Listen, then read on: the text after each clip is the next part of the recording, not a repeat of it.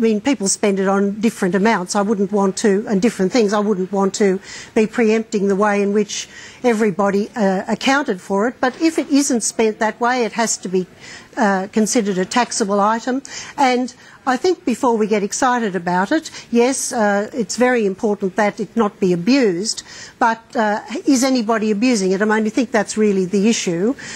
We certainly know in the UK, for example, that just is egregious examples that no doubt would make people very, very angry. I think Australians, by and large, understand that if they are to expect a good service from their elected representative, expect them to participate in community events, expect them to go to things, to assist kids, for instance, who, you know, get an opportunity to, say, visit another country, haven't got enough money. I mean, they're the sort of legitimate things, and it's a proper call on politicians. Yeah, you're saying that no one's abusing the system. No, I'm saying I don't know about that. Okay, well, you know, and I'm hoping you're right. Well, but so what do Bob I. Brown is saying is that there should be more accountability. It should be actually made to declare what you're spending that electorate allowance on, so that we can all be absolutely sure that no one's abusing it. Wouldn't that be a good idea? Well, look, I think the first point is there anybody abusing it? The second thing is you can always have more and more accountability, but the bottom line here is we need to get on with doing our jobs, being broadly accountable, as indeed we are. I think we've got a proper system here of disclosure. It is important that the voters and the public at large know that our politicians are doing the job for which they were elected, spending the proper amounts for which they're elected. Whether you want to actually go so far as for, you know, every, you know, $5 raffle ticket being accounted for, I mean, that might be getting a bit too far into the weeds to warrant doing it. What about the amount that's not spent and then pocketed? I mean, have you ever had any left over that's just gone into your income that you haven't spent from that allowance? Oh, look, I'm sure over 13 years there have been occasions where some very small component would have been included in my taxable income. I'm saying that because I don't obviously have the details here with me, so to be on the safe side I'd say yes, there would have been some occasions. It would have been a small amount, and I think it's quite proper that that be declared if in fact it hasn't been spent. But look, if you have an accountant who does your tax, which I do, it's all provided and they make the calculations. Let's move on. The government has flagged some sort of back down on employee share schemes, although exactly what still seems pretty unclear. This is the crackdown that it announced on budget night in relation to making employees pay their tax up front on any shares they get as part of their company shares they get as part of their package. Do you welcome this movement as much as we know about it, at least? Well, look, I think that this is quite frankly a sledgehammer that's been taken by the government to crack a nut.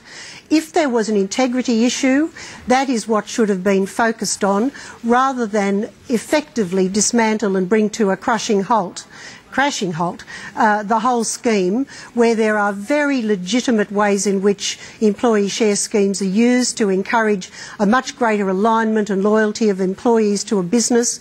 It much more closely aligns the interests of employees with shareholders, for example, and quite frankly I think the government just didn't think this through. It got away from them. It was one of those seriously unintended consequences, and I think they need to fix it up pretty quickly. Do you think, I mean, at the moment the proposal is for this to apply for incomes above $60,000 a year. Is there an income level at which you'd be comfortable with, 100, 150 or more, in terms of the cap at which this kicks in? Well, look, rather than sort of pluck figures out of the air, I'd really like the government to clarify what the intent was here before you worry about you know, where you actually draw lines. It is very important if there's some serious leakage of revenue at the top end, and the figures are figures of some considerable magnitude, but I don't think the government really knows what sort of revenue leakage they're talking about. I heard Mr Bowen throwing around $100 million. There's of course the suggestion that it's 200 million.